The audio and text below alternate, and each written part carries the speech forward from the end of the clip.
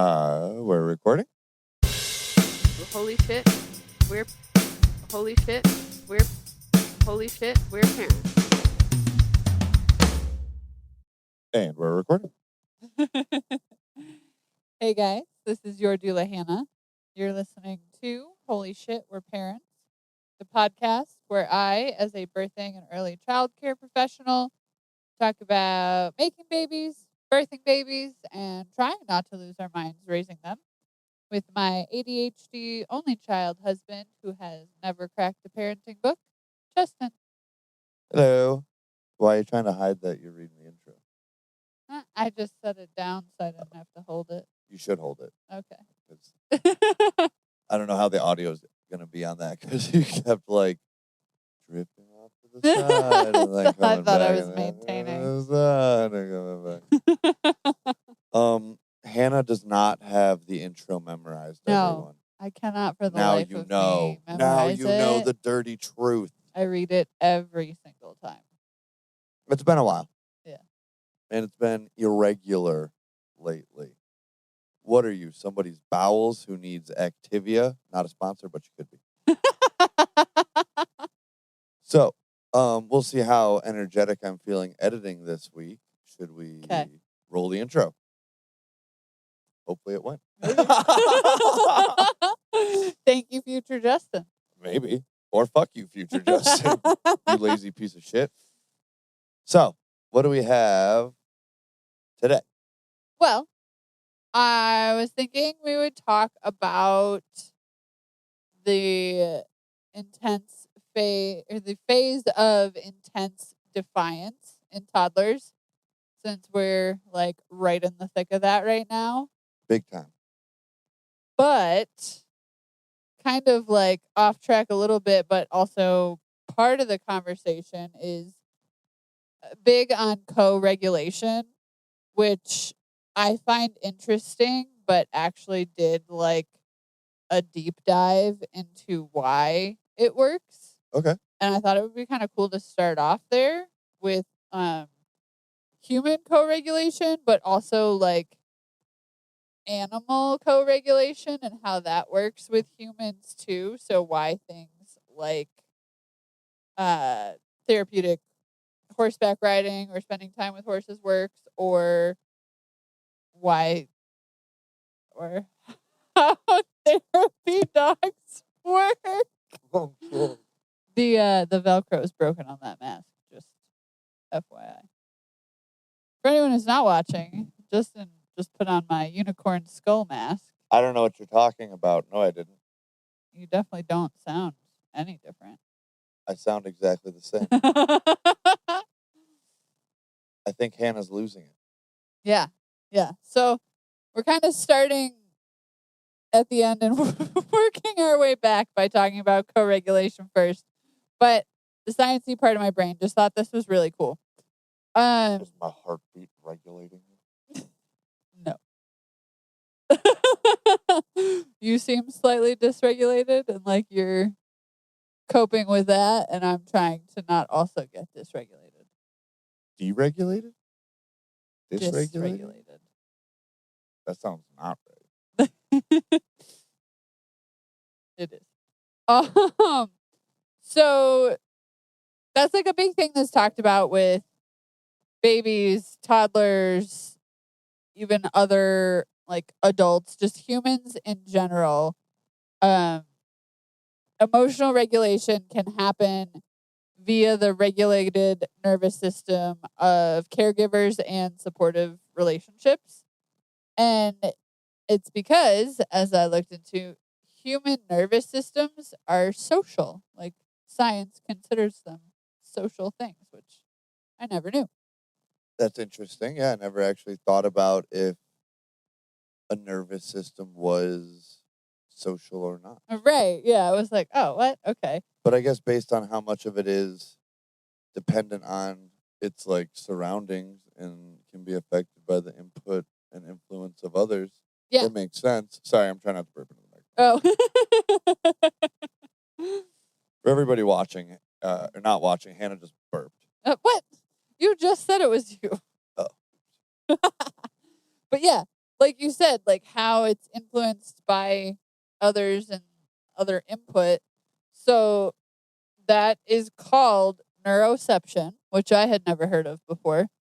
And it is basically a biological radar system that is constantly subconsciously scanning for safety, threats, like all the things you've talked about before that are like caveman brains. Constantly, subconsciously sounds like a line or a title of Adele, the Funky Homo Sapiens. It does. It probably is. Yeah. And so with that like radar He's system, just going town to town to town making friends. we are not only influencing our own nervous system, but like those around us, because we are constantly reacting to what that system is taking in and then putting out our own energy and actions and words accordingly. And that's going to then affect somebody else's radar system and like how they absorb and react. What I think is crazy about what you've said so far is kind of like how much of this seems like it's stuff people know, but they don't know they know. Yeah. Does that make sense? Because, like, there's a ton of, like, adages and things, and, for a long time, people are kind of told, like, you attract what you put out, or, like, you kind of are what and who you surround yourself with. And they probably had no idea how scientifically accurate they actually were. Right. They just know based on either stories from, whoever was teaching them or from their own life that that's kind of how it goes. And it's cool and interesting when that stuff like when like, old wives' tales, so to speak, are then like figured out or backed indirectly by science. Right. I love that shit.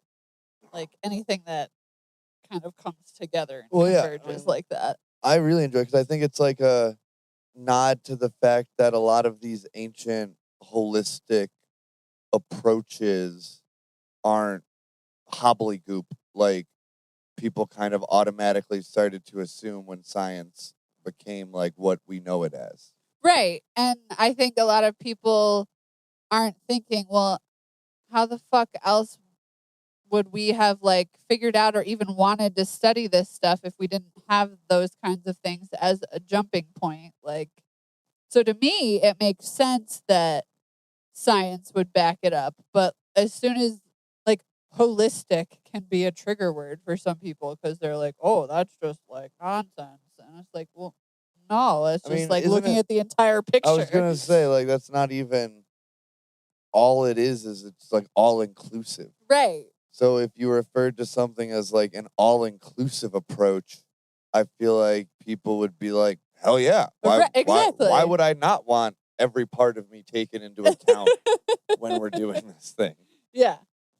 So I thought that was really cool. And it makes a lot more sense now to me why, as the parent or caregiver, doing your best to stay regulated is automatically going to regulate your child because they don't have the self-regulation skills yet, but they do have neuroception where their brain is scanning constantly for safety, and putting that out there is going to remind them on a subconscious level, like, you're still safe, we're going to calm down, to then allow that to happen.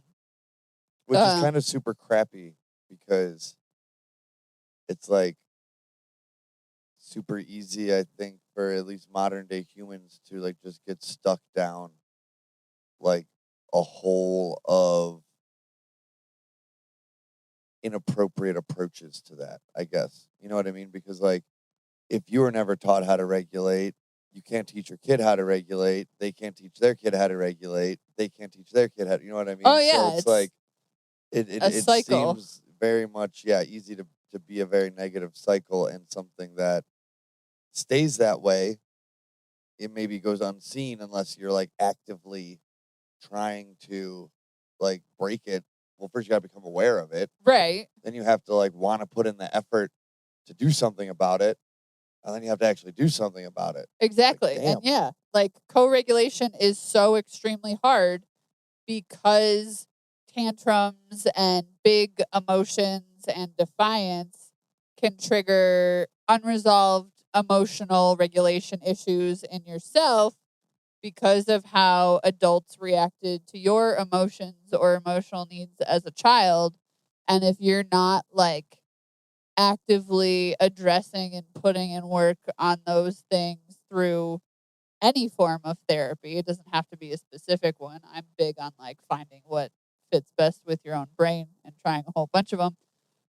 But if you're not like addressing that specifically, it's highly likely that you just continue that cycle because that's how your needs were, like what your needs were met with. Yeah. Just Yeah. like I was always told to stop crying, and now I can't stand to hear crying. Right. Yeah. Yeah. Crazy. I think it also, another factor in that is that I wasn't raised around other crying. So I think people fail to realize what a privilege that is as a kid to be forced to put up with and cope with a sibling crying. Really does do more, I think, to set you up to deal with things like auditory discomforts positively in your future Yeah. than you would have ever thought or given credit to. You're absolutely right. And that goes back to the neuroception thing.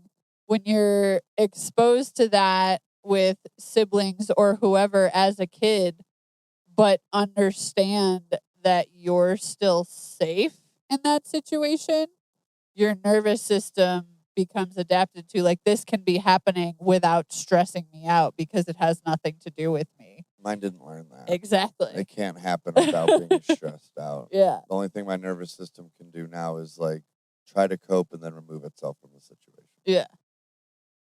Which sucks. It does. So if you're thinking about only having one kid, don't. You're gonna fuck them up. So therapy And make dogs. sure one of your kids is bad, so they're crying all the time and stuff, so the other one's all red. No.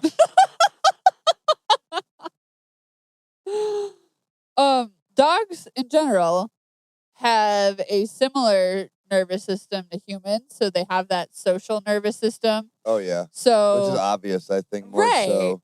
More apparent, I think, in dogs.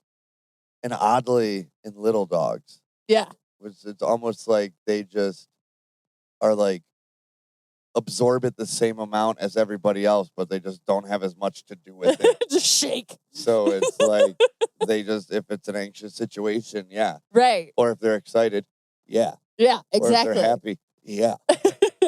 And like dogs that are trained or just naturally act as therapy dogs are ones that have like figured out how to regulate their own nervous system or like stay calm in those situations. And that's almost exactly how they co-regulate with humans through like eye contact and steady breathing. Yeah, I'm sorry. I think I just realized I'm going to look like a head floating in a lightning storm. Because you have a black shirt on. It'll be awesome.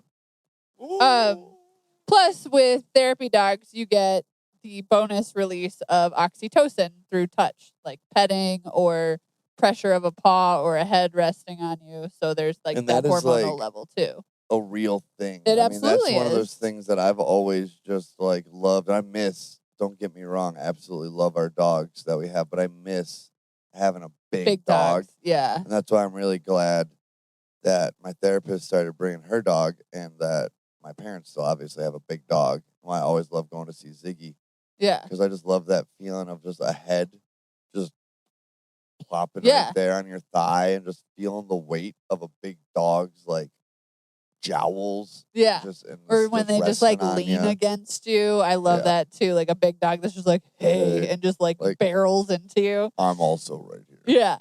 Yeah. Yeah. And that it quite literally releases oxytocin in your brain so that you have that positive reaction. And that's why it's so therapeutic. I was allowed to get Styles on the couch. I'll find out this coming week at therapy if that was a no-no or not, but we hadn't been told that wasn't allowed.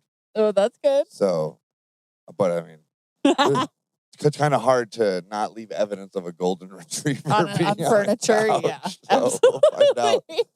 if we got in trouble or not. Oops. But, yeah. I feel like she would have said something by now. Huh? To me?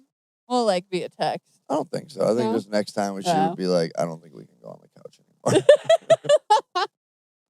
I mean, he's going to get hair on the couch whether he's on the couch anyway, being a golden retriever in a room. So. Yeah. We definitely weren't wrestling on the couch. Right. It made you feel good. No, I mean, that was literally the purpose of it, of him being there that day, was because, like, well, she knows that I love him being there because he came once as a test before. And, like, what we're doing, it's very clearly measurable and, like, in real time, they can see if something in my surroundings is stressing me out or essentially causing my brain to, like, be more active. Right. Or if it's allowing me to, like, calm down. And it was funny because initially he was getting me all, like, excited. So, and, like, I was kind of coming off the first day he was there. I was coming off just, like, playing with him when I got all hooked up to my monitoring stuff. Yeah.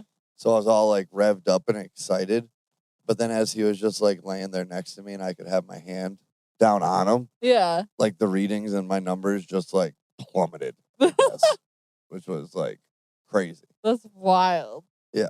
So it was, like, cool to be able to experience that in real time, which I obviously did knowing we were recording this episode. Yeah. Yeah, I was doing research. Right. You were. You were working on Unbeknownst to me. your co-regulation and research for the therapy dog discussion. Yeah. Yeah. So with horses and regulating human nervous systems, it's completely different. I like how you waited, like, 15 minutes till after I took the horse mask up to bring horses back up. I feel like that was intentional. That was a unicorn. It's different. Is it? I don't know. Exactly. Well, you did a second ago. So Horse. we know Hannah killed a scientifically. unicorn, Whoa. and she keeps this. It's fucking sick. Right. Like not like cool sick. It's like It's not cool gross sick. It's sick in the head sick. it was like the last one. So if you've ever watched The Last Unicorn, she killed it. Shut up. So a lot of people are aware that there are places you can go to do therapeutic horseback riding, but nobody really talks about why it works. Because it does. So it doesn't matter. Exactly. Yeah, I mean, no, seriously. Like, it Usually, you yeah. go there, it does the thing you say it does, so you don't usually care. Exactly. You usually only care when something doesn't. Yeah, But very it works every time. it does. And I wanted to know why, especially looking up all this other nervous system stuff. And so And also it helps with the podcast. it does. Their co-regulation of human nervous systems is driven by their absolutely massive, Dicks. naturally coherent, Dicks. electromagnetic Dicks. heart field. Not their dicks. Oh. I thought you were going a different direction with that. Obviously. So you and I have talked before about. Okay, wait, can you tell me again one more time what it's from? Because I was just thinking big giant horse dicks. If I had $1. Electromagnetic heart field. Okay. So your energy. We've talked about before, but I was unable in previous conversations to like really put the right words to, and it's that electromagnetic energy field. Oh, okay. So it's not the actual, like, the bump of the heart makes me feel good. It's like something in the atoms or something the way it's moving at a molecular level is Yes. putting out this electrical field. Yes. That's cool. Okay. And Because I always thought, like, I knew about the heart thing, right. but I thought it was just like big heartbeat, calm body. Yeah. Big But it's heartbeat, not. feel good, and caveman brain. Yeah, but it's not. It's actually like the whole being of the horse itself. Yes. That's cool. Okay. Yeah. But like, so this specific energy field comes from their, like, radiates from their heart. Do we know what color it is? And that would be an aura, I think. Well, amber Which is the is color of very- your energy. Oh, I guess. So, Shut up. whoa. So humans have an electromagnetic heart field as well, but it doesn't radiate as big because our hearts aren't as big. I'm so glad you have stuff written down. I just want to pause. Is an aura not an energy field? Isn't that just I the guess I color don't of your know. energy field? That's what I always saw it as. Because, like, Maybe. I don't know if all people can do this, but if I'm in the right headspace, I can, like, look at people and kind of, like, allow my vision to blur, and, like, the light that is around them yeah. is different. Like, it'll be different colors Right. in the same room. So it's like, it is a thing that I think you can pick up on. And I think like one of the reasons I got good at doing this is because, like, I was just awkward and socially awkward, and, like, just would try to space out and not be places. Yeah. And it was just like a good way to be there but not be there. Okay. And then you start to see, and I've always seen it, and then as I got older was made aware of, like, what it was. aura it Yeah. even is, and then, like, it never dawned on me that that's what it was until, like, even later on, of just like, oh, That's actually really cool. that's weird. Because, well, what's odd is that I'm somebody who doesn't, like, if somebody was like, oh yeah, I can see auras, I mean, that's the stupidest fucking shit I've ever heard. Like, I bet you get laid as fuck off that, but, like, that's dumb. Yeah. Yeah. And, like, I But see you do it. auras. Yeah. Yeah. Yeah. You're not getting laid as fuck off that. Okay. Lady with 2 kids. Oh man. So you and I have talked before about, like, the beating heart thing and thinking it was, like, being against the horse. So I specifically looked into, like, how far this energy field radiates. And you just have to be within 8 to 10 feet of the horse That's in to fucking feel the insane. benefits. Yeah. That is a powerful fucking cock. Isn't Oh, that energy field. nuts? It's not the dick. Oh, you said. Oh. You are ridiculous. We need to do this with headphones on so you can, like, hear Hear what the your little microphone shit. hears. No, but seriously, that is insane. Yeah, it's wild. I know you don't have this in your notes, but what about elephants? Right? I guess I don't know. I don't know how big their hearts are because not every, like, size of the animal doesn't necessarily dictate Motion of the size ocean of their is what counts. organs. Yeah. So elephant. Well, heart. we can do it on a break if Okay. you want. So we Okay. don't. Yeah. That's a good idea. We got one coming up. Oh, in, yes, in a perfect. little bit. So if you want to just get us another, like, 5 minutes or so, we can take a break and then start talking. Okay. So yeah, to put it in perspective, human heart electromagnetic field radiates maybe up to a foot. So, like, you can affect the energy of the person standing next to you that you're directly interacting with. But why are you making that face? I think me and every empath listening are making the same face at you because I can be affected by people from way farther away than a foot. that has to do with your neuroception, Not not my nervous system. necessarily their energy. It's yours.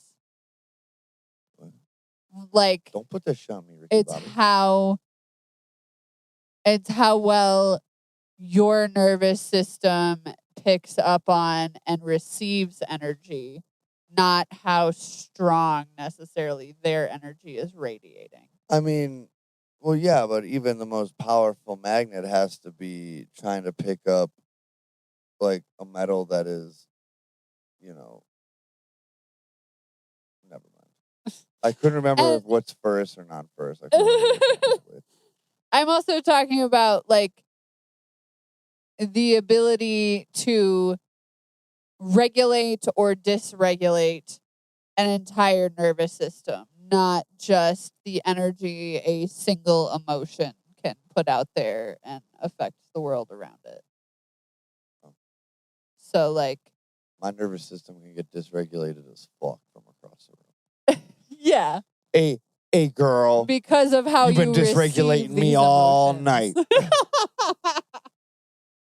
I haven't even been near you. I know. No. I'm empathetic. Oh. Give me some of that chicken fillet.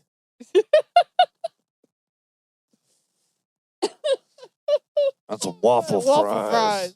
For free. Yeah.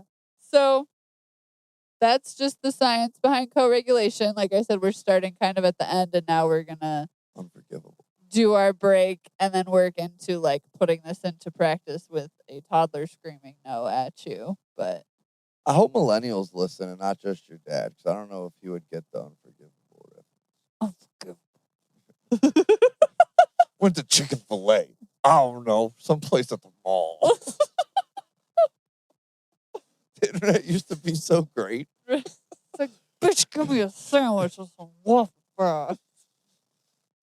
When I was your age, the internet was funny. Oh God. Okay, Grandpa. Take us to a break. After these messages, we'll be right back.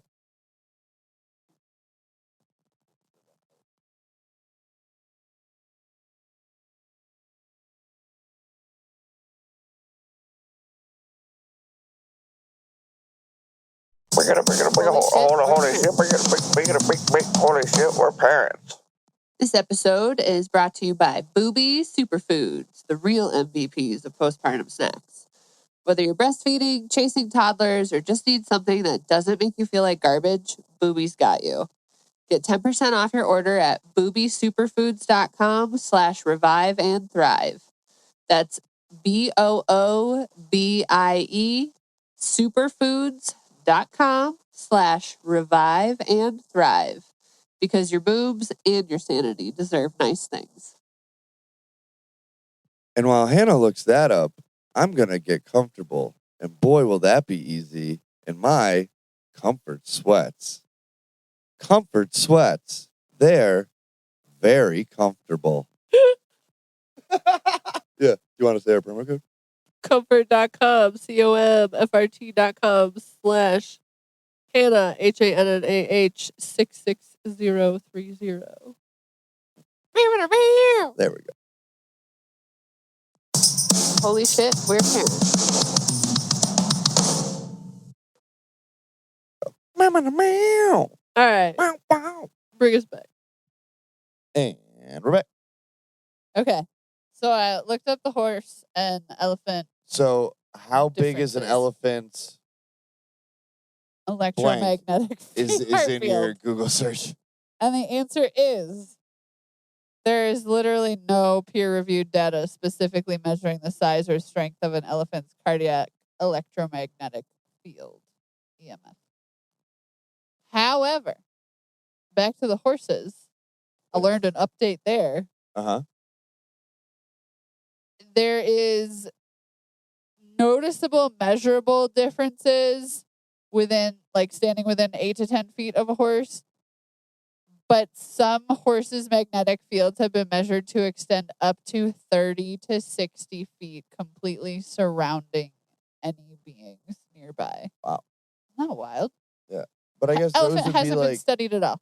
that's crazy to me that an elephant Right? hasn't, especially given how active and involved they are in like other cultures. Pretty much Yeah. like a lot of other ones, I guess. You know what I mean? So that is weird. And, like, to put it in size perspective, a horse's heart weighs around 9 to 11 pounds. An elephant's heart weighs between 26 and 46 pounds, depending on the size of the elephant.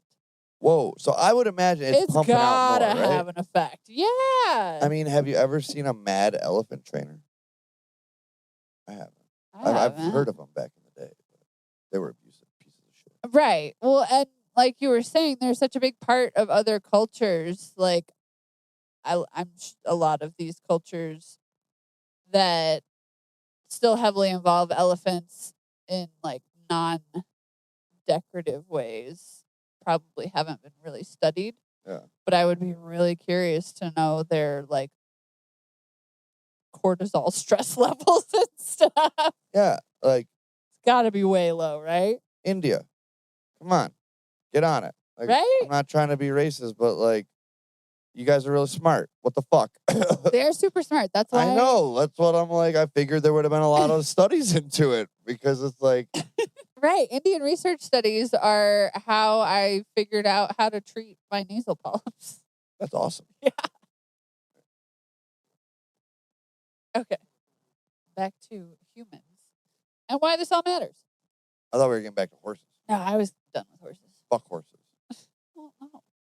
Oh yeah, We're we done can't. talking We've about been that. talking about their dicks too much to say that. There's no we. That's all been you. You. we. So, this lovely toddler defiance stage. You're the one with the weird Google history. None of it is dicks. Oh. It's all hearts. Okay. If you draw 2 lines on the heart, it kind of looks like a penis. Oh my God.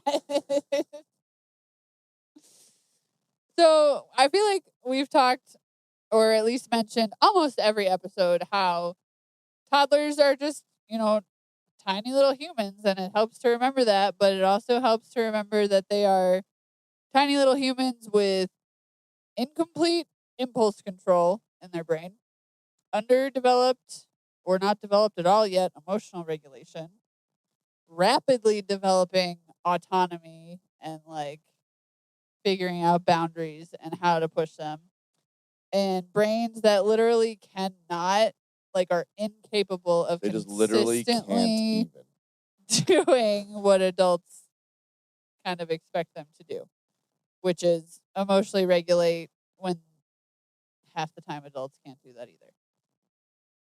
So, toddlers are operating completely from this fully emotional and reactive brain system. I felt the weight of the glance that you gave me when you said that. It's both of us. When It's you were fucking like, hard. Can't even do that themselves. There's times that I can't. I'm going to zoom in on it. It's every adult ever. Zoom in on that face. Okay. Take it personally. Toddlers are operating completely from this, emotional, reactive brain system because that's the only system they have online right now. And their logic and regulating systems are still attempting to grow and mature, which is why they need to borrow those systems through us via this co-regulation. And the hardest thing that, like, I know I encounter with, like, the yelling no or the tantrums or the not doing what they're asked is, like, our son is super fucking smart. And we know he knows so many things. But what he knows does not translate to usable skills in those moments because he is in fucking full-blown fight or flight mode. And that's really hard because I want to be like, you know better. You know this thing. You know how to do this. But a dysregulated brain doesn't know any of that shit. Like, that all goes out the window. And that's when it gets harder for me to stay regulated. Because my brain is like, but you do. Yeah. Oh, yeah. I mean, I agree. And I think that, again, there's things in life that are gifts or blessings or whatever you want to label them as that people never really think of as such or would never in the moment deem such. But, like, man, having a dumb kid's got to be, like, a blessing. Like, to just not to not have like a basis for expectations. Yeah. You know what I mean? I mean, it's probably nice, right? I don't know. I don't We know. don't know. I know. Oh no. Did it stop recording? It says it's still recording. I know, as like a smart kid who had high expectations placed on me, that it didn't always feel fair. And that's another reason I'm like trying to not do that to our son. But it's only natural to do it because it's like, well, I can because you're smarter. Exactly. And so, yeah, it's like a Well, and weird line to it's walk. again, it's difficult to know for a fact that your kid knows something. Oh, they added April O'Neil's museum. What? To Roku City. To know My for a fact ADHD only child husband. that your kid knows something. Yo, when they add something to Roku City, that's pretty sick. Because why the fuck is there only 3 fucking turtles in the factory in Roku City? Okay. Chime in the comments, please. Why is there only 3 Ninja Turtles in the factory on Roku City? Uh-oh. That one? No. It's difficult when you know that your kid knows something and like they came upon that knowledge themselves even. But in that moment, like you're saying, there's essentially, well, like a lot of folks are when you get dysregulated. Sounds gross coming out of my mouth. When you get deregulated, That's so not right. it sounds so much better in my ear, though. It sounds awful to me. Deregulators.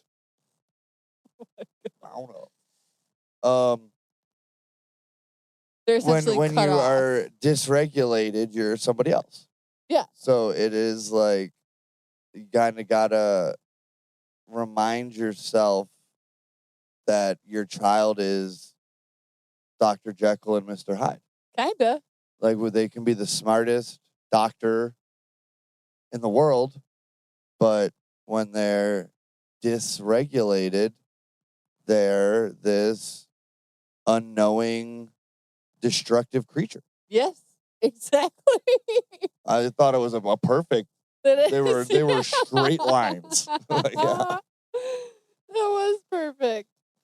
And like the other thing that We might need to get like a Dr. Jekyll, Mr. Hyde like visual reminder to have up in our house. That's for me. probably a good idea. We'll just hang it. Like a cool old somewhere. movie poster or something might be neat. Okay. Yeah. And that's a thing you could do for yourself. That's a great example of something as an adult that you can do to snap yourself back into regulation is like little I'm a great adult. visual reminders that this shit is out of your control. So don't make it worse. Because that's what escalates instead of regulates is demanding logic when they don't have access to it, or yelling, or over explaining, or shaming for feeling or reacting a certain way, or expecting immediate compliance, because none of that is what their brain is capable of in that moment. And so Tight. I've been just writing continues the overwhelm. regulate, don't escalate, 80s, 90s style Sesame Street hip hop rap in my head. Good. I like it. Regulate, don't escalate, control your energy. It's not too late. I love it. Yeah. Keep going. Oh, Like not right now, but like write the whole thing. well, yeah, obviously not right now because you know. We'll record it and it'll be part of our children's album we're gonna record. Okay. Buy our children's album.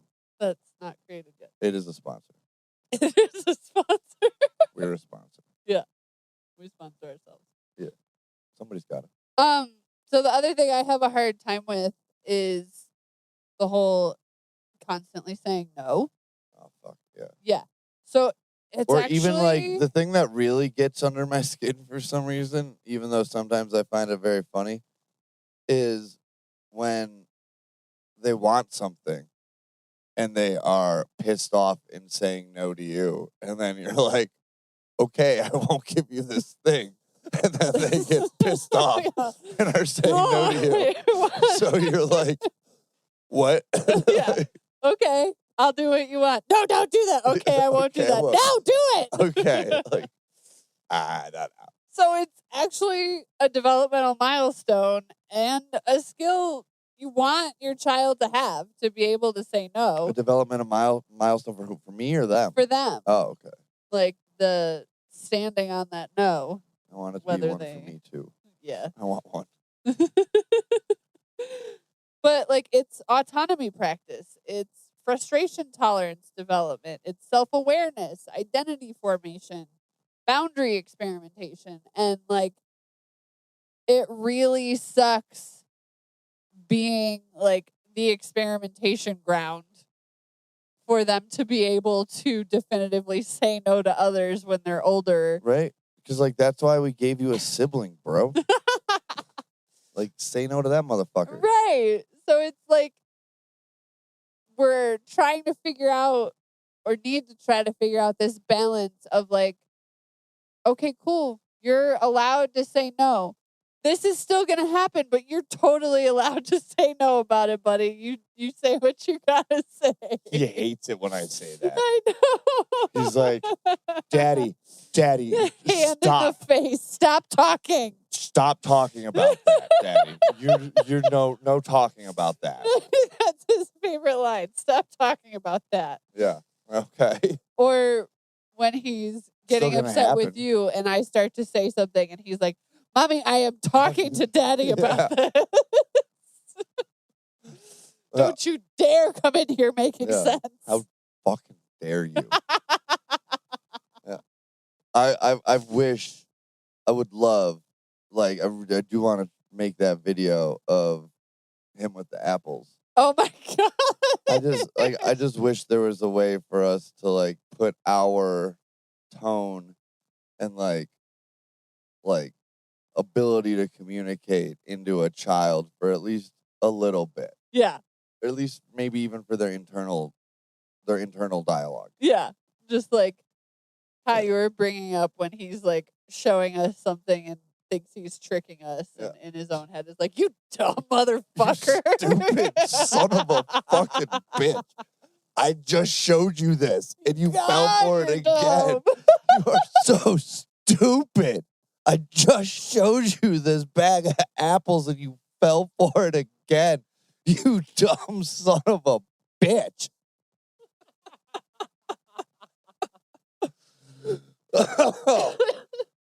Yeah. So, anyways, with that, I guess we should wrap up the episode. Yeah, probably. I'm glad we don't have video on this one because that would have been a weird cut. Right.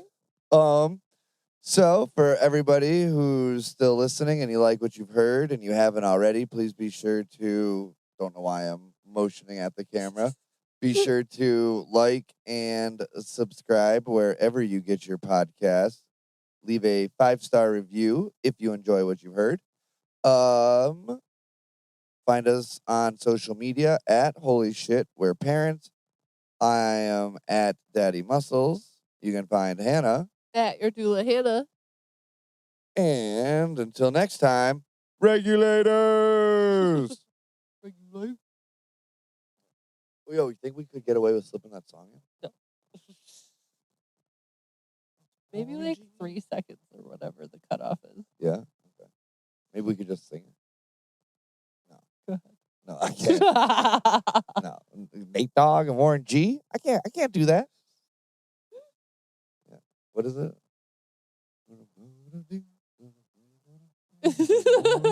There you go. Yeah. What happens in that song? Does Warren G get abducted? I don't remember. Damn, and Nate Dogg got to go out there and like get him. I think that's what happens. Gotta go regulate. You got regulators. Mount up. Holy shit. We're holy shit, we're parents.